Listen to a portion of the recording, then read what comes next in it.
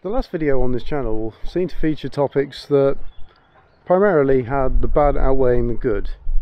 And so in this video, as it's now evidently nice and sunny today, I want to bring things round to the brighter stuff.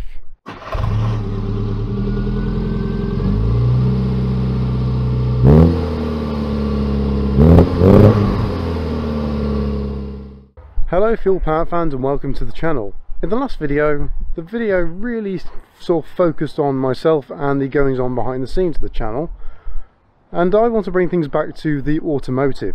So I thought in this video it would be a good idea to have a fleet update, as we haven't really done one in a year basically. So we'll start off then with this, my Sinclair C5. Admittedly not a vehicle that's really featured all that much on the channel to this point. When I bought it, it was just a body, chassis and a few other little bits and pieces here and there. But as you can see now, it is kind of together. It's not finished by a long shot, but it is getting there, because it's taken me a year and a half or so to get, well, all the stuff that I need to make it run. So we can see here at the back of the C5, 24 volt 250 watt motor that drives a little sort of fake axle, little donkey axle I guess we can maybe call it. That then drives another cog which pulls that, which then gives you access to a 3-speed Sturmey Archer gearbox that's from 1981, so it's actually older than the rest of the C5. The idea behind that simply being that I wanted to be able to climb hills with the C5. It's not so much about getting it more top speed, because, well, to use this legally on the road it can only be 15.5 miles an hour I think it is. So the idea mainly not speed but more just gearing to get it up a hill. In theory, having tested this a little bit, doesn't work any better than maybe the original motor would do. So whilst there is a lot of engineering in here and it is all quite tightly compact, it's still, from the outside with the boot on, does look like a Sinclair C5, which I think is the most important thing to me. I've installed this little bar down here because that way then I can use it to strap it down for transportation purposes and also potentially future storage, specifically these, but I'll do a bit more in detail about that at a later date. As I say, it's all quite tightly compact in here, so a marvel of engineering, as it might well be. But it's all good fun. It does actually work. It moves under its own power now, and I've got nice little mirrors, 3D printed ones from someone on one of the various Sinclair C5 Facebook groups.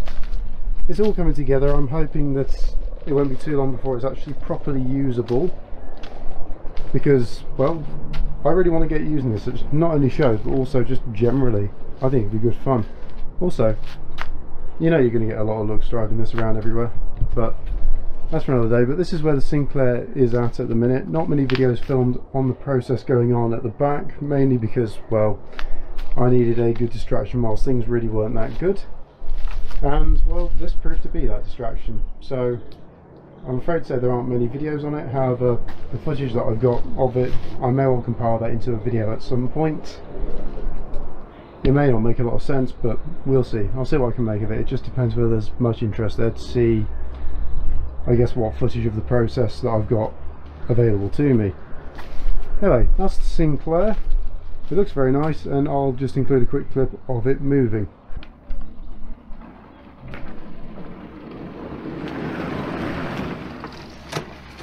So that's the C5 moving under its own power, and it moves very smoothly, but this may not be the end of the development with it. There may be a bit more yet, but we will see. My aim for this is to get it ready in time for Rustival 2 to display it there, and I believe there's also a Sinclair C5 run somewhere down south, I think it's Bournemouth off the top of my head, in January next year, which I would like to take it to join in with a load of other Sinclair C5s. I think that could be quite fun. But yes, let's leave the C5 for now. It kind of explains everything to do with it, and move on to Trixie, our run companion micro caravan from the 1980s. We bought this in 2022 to join in with our adventures, primarily with Millie the Mini, hence the Rover Henley Blue paintwork on there, which is still looking very nice. It's a nice colour contrast, I think, the blue and the white with the black in the middle.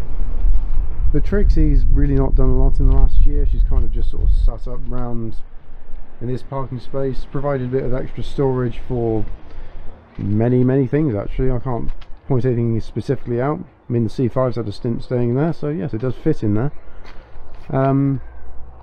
Otherwise, not really done much. We planned to go with Trixie on many adventures with Millie, obviously towing, but the Triton Companion I think should weigh about 200 kilos. This has obviously been modified by somebody in the past. It's got a non-original chassis under there. The original chassis was T-shaped. This one's very much sort of a full-on box, I guess it would be, or at least certainly a rectangle under there. So I would reckon the chassis alone on this probably weighs about 200 kilos just on its own. I'd be curious to get this weighed just to see what it does weigh, but I think realistically she's a bit too heavy for Millie to tow, which is a shame, but she's not too heavy for other members of the fleet to tow, so we may well get her out for a few adventures yet. But things to do on Trixie, she has got a few little jobs that need doing, such as, most importantly probably, a wash, because she is filthy, which is a shame when you think how much work we put into her to make her look as good as she actually does. But also needs to change the tow hitch because it doesn't seem to want to stay on a tow ball. I only tested that on the drive so far and don't really feel like confident in testing it on the road. So a few things need doing. I'll change the breakaway cable as well. So I've got all those bits, they're cheap enough, so I'm quite happy to do that. And also I need to wire in the electrics, because the only electrics that Trixie has at the minute all stem from in here with the leisure battery, which you turn on using that little switch, and off again. You get the picture. So a few little things. Oh yeah, I also need to solder the water pump, because that no longer works either, so the tap doesn't work in there. Hooray! But they're easy enough things to repair, and obviously a wash is just a wash. It's straightforward and simple enough. Otherwise, as I say, hoping to get Trixie out for a couple of adventures this year, but we shall see. Time is not something I really have a huge amount of at the minute, so Trixie may well wait here for a little bit longer. I do love Trixie, would like to take her out again some point in the year. Now the trailer that I've got here doesn't really feature all that much on this channel, but it's had a few modifications made to it, so I'll feature it in this video. Firstly, it needs a wash to get rid of all the bird poo and the moss, and it could also do with a repaint, so the wood's looking a bit scabby on there at the minute. But I've added this on the front here and a tailgate, front gate I guess it would be, which folds down so I can transport the Sinclair in it, because the Sinclair's a tiny bit too long for the main box body of it. So quite curious to see how that works with the C5 in transit, because I've not actually tried it yet. Other than that, no further plans planned, I guess, for the trailer, although that number plate on there might give you a hint as to the vehicle we're looking at next. So the Dacia Sandero Stepway, it was once one of the extended members of the fleet, and when I say extended members, that usually means somebody within a close group of friends and family, which vehicles may feature somewhat regularly but not have primary focus usually appear on the channel. But no, the Sandero has been, I want to say upgraded, but it's not really upgraded due to the circumstances in which it was or has become part of the main fleet. But this is my new daily driver, long and the short of it. My Fiat Panda 100 HP, which I've owned for 4 years, that's moved on to somebody else. They're quite keen and enthusiastic to take it to a few shows in and around the UK. They want to take it to several Italian car shows, so we might see the car again at a future event, but I know you will definitely see it again in a Fiat Panda 100 HP review that I've filmed, because of course I filmed that car because it was mine. It was very easy access to do so. So for you Panda fans out there, don't worry, you will see that car on this channel again at some point. But for now, Dacia Sandero Stepway. Why did that stay when the Fiat went? Quite a few arguments in the Sandero's favour. Firstly, tax, very cheap on this, i.e. nothing, which is very nice compared with the Fiats at the time. I think it was about £220 tax. Quite expensive for a small car with a 1.4 litre engine, but yeah, 100 HP. 90 horsepower on this, 200 newton meters of torque, being diesel, so it's very good for towing, which, yeah, okay, I know I've only got a small trailer and a small caravan, but it all makes a difference, doesn't it? Not only that, it's quite practical and spacious inside. I can transport the C5 inside it if I really want to. I can actually sleep in the back of it if I throw a mattress in there. Yes, that is tried and tested. And being a 5-seater, it means I have a few more options for transporting friends around in the car. And also at the minute, whilst because of things that have happened in 2023, as I say, please watch the previous video for a bit more of an explanation into that. I will not be going into it in this video. Having a larger car that can transport a lot of things, not necessarily a bad idea. So that's why the Sandero has stayed. Another factor for it is the fact that this is about 8-9 years younger than the Fiat. So yeah, as far as the daily driver goes, that's kind of all I'm looking for. But it is practical, it is spacious, it is roomy, and it is also economical and very, very cheap to run, I will add. So whilst it's not the last word in driving pleasure, the Fiat is many, many, many, many more times more fun to drive. This does its job extremely well and you can't knock it. So this will be staying for a little bit yet. And finally, for this kind of direct to camera piece, Millie the Mini. Millie's had a bit of a quiet year in 2023 as well, although definitely had one of the many more positive aspects of 2023, shall we say, about her. Plenty of events visited. For those of you who watched the previous video, I won't go too much into it, but she did Post Hamilton Weekender.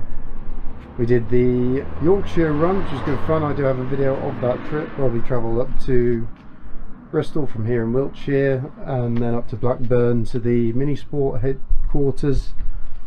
We had a look around their heritage collection, then we went across to Thornton Le Dale, where of course, for those of you who are familiar with Bangers and Cash, Mathewson's Auctions is based.